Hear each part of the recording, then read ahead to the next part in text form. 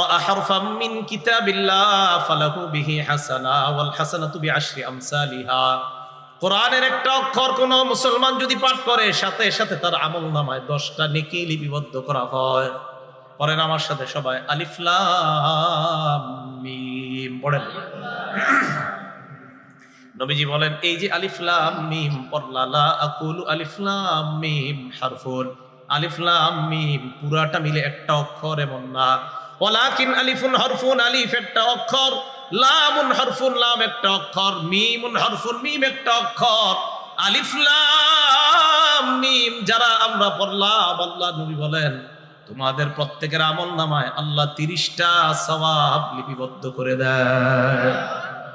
তাহলে 2 নাম্বার ইমানদারের পরিচয় কোরআন পড়বে, কোরআন তেলাওয়াত তাদের সামনে করা হয়, নিজেরা কোরআন তেলাওয়াত করবে, অন্যের কোরআন তেলাওয়াত শুনবে, কোরআন তেলাওয়াত যেন বাচ্চারা করতে পারে, কোরআন